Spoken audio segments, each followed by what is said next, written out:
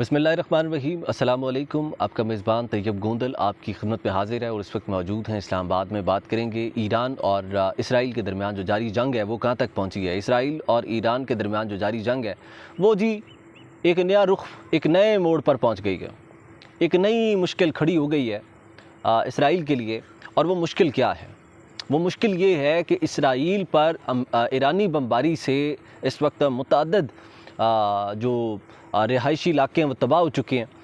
جو اسرائیل کے جو فوجی علاقے ہیں، جو ان کا ڈیفنس سسٹم ہے، وہ بری طرح ایران کے میزائلوں کو روکنے میں ناکام ہو چکا ہے۔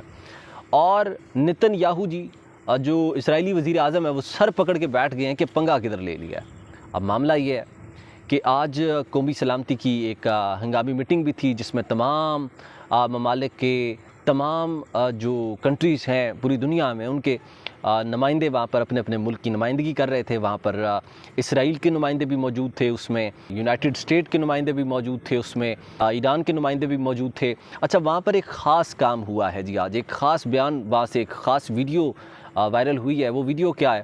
اس ویڈیو میں جو یونائٹڈ اسٹیٹ کی نمائندہ خاتون تھی، اس کے منہ سے غلطی سے نکل گیا کہ اسرائیل جو ہے وہ ظلم اور بربریت کے اس نے جو ہے وہ داستان رقم کر دی ہے، اور یہ جو اسرائیل ہے یہ ایران پر ظلم و ستم کر رہا ہے، یہ ناجائز کر رہا ہے، اسے ایسا نہیں کرنا چاہیے۔ لیکن بعد میں انہوں نے اپنی درستگی کی، وہ اس کے منہ سے جو ہے وہ یہ الفاظ غلطی سے نکلے تھے۔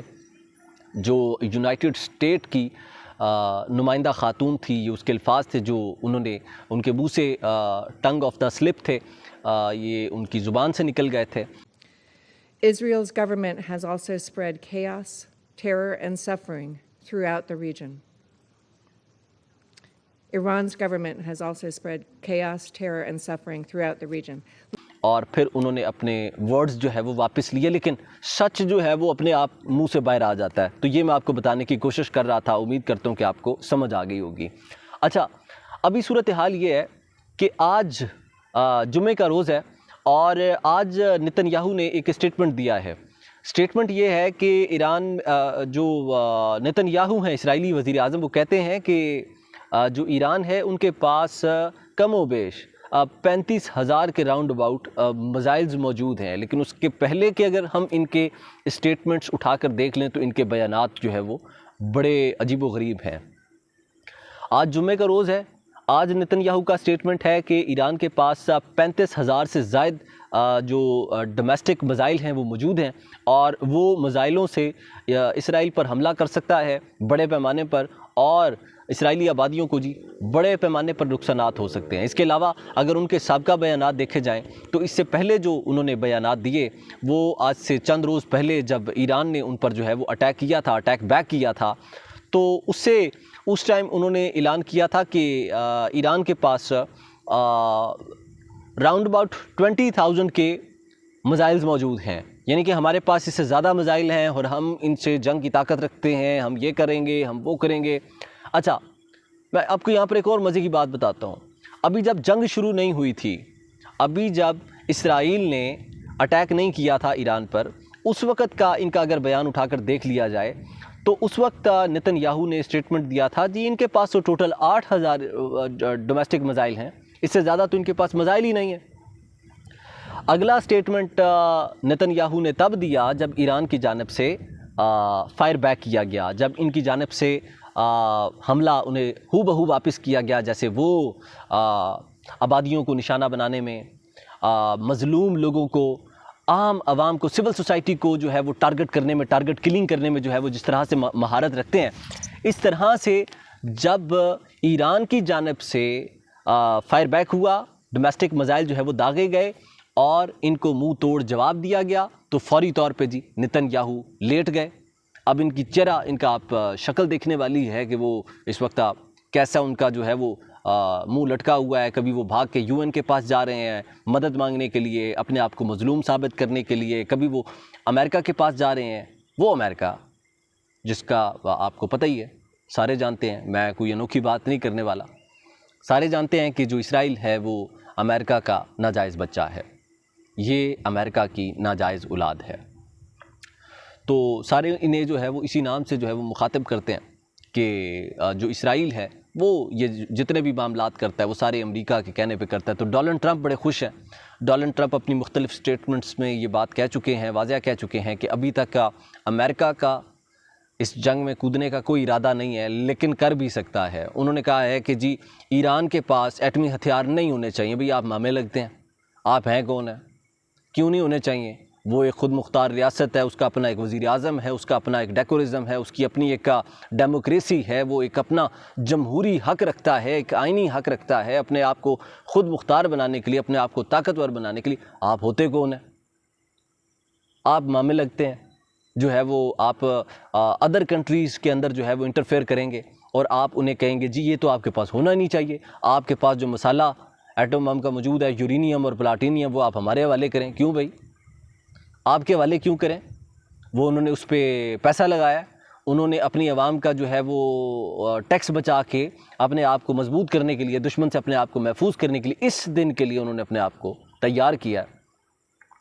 اور آپ 2-4 پٹاخے مار کے تو سمجھتے ہیں کہ ڈومیسٹک کا آپ کا جو ایٹمی پلانٹ ہے وہ آپ کے حوالے کر دیا جائے گا. آج ایران نے کلیم کیا ہے کہ جو اسرائیل ہے اس کے اٹیک سے جو IAEA جو یہ جو ایک ادارہ ہے, جو عالمی ادارہ ہے IAEA, جو ایٹمی پلانٹس پر نظر رکھتا ہے, تمام ممالک کے جو جتنے بھی لائک دنیا میں, کنٹری میں, ورلڈ میں جن کے پاس ایٹمی ہتھیار ہیں, ان کے اوپر یہ جو ادارہ نگرانی کرتا ہے. تو ایران یہ کلیم کر رہا ہے جی IAEA سے کہ ہمارا جو ایٹمی پلانٹ ہے وہ IAEA کی زیر نگرانی تھا, اور ان کی زیر نگرانی کے دوران اسرائیل کی جانب سے اٹیک کیا گیا اور ہمارے ایٹمی پلانٹ کو نقصان پہنچایا گیا اور تباہ کر دیا گیا. اس پر انہوں نے آج اقوام متحدہ کے سلامی کونسل کی کمیٹی اجلاس میں جو ہے وہ یہ مدعا رکھا کہ اس طریقے سے یہ جارحانہ انداز جو ہے وہ اپنایا گیا اسرائیل کی جانب سے. لیکن آج بھی نتن یاہو جو وزیر اعظم ہیں اسرائیل کے, وہ پریشان ضرور ہیں, لیکن وہ اپنے کیے پر شرمندہ نہیں ہیں. وہ پریشان ضرور ہیں, جیسا انہوں نے سوچا نہیں تھا کہ اس حد تک اس طرح کا ریٹیلیٹ کیا جائے گا ایران کی جانب سے, اس طرح کا جوابی حملہ کیا جائے گا, اور ایران جو ہے وہ پاگلوں کی طرح یعنی کہ اٹیک کرے گا, پاگلوں کی طرح جو ہے وہ ان کو اپنے میزائل حملوں کا نشانہ بنائے گا, ان کی آبادیوں کو ٹارگٹ کرے گا. انہوں نے سمجھا تھا 2-4 پٹاخے ماریں گے اور ایران جو ہے وہ فوری طور پہ کہے گا جی یہ حضور آ جائیں, آپ آ جائیں, یہ ہمارے ایٹمی ہتھیار پڑے ہیں, ہم نے سرنڈر کر دیا ہے, ہم نے ہتھیار ڈال دیا ہے, اور یہ جی آپ ہمارے جو یورینیم اور پلاٹینیم کے جو خزانے ہیں وہ آپ لوٹ کر لے جائیں, ہم آپ کے حوالے کرتے ہیں, یہ چابی لیں, ہماری جان چھوڑیں. انہوں نے یہ سمجھا تھا, لیکن آگے سے انہیں ٹکر کے لوگ ملے ہیں. انہوں نے سمجھا تھا یہ فلسطین جس طرح ہم نے پتہ نہیں فتح کر لیا ہے, فلسطین بھی ابھی ان کے ہاتھ آیا نہیں ہے.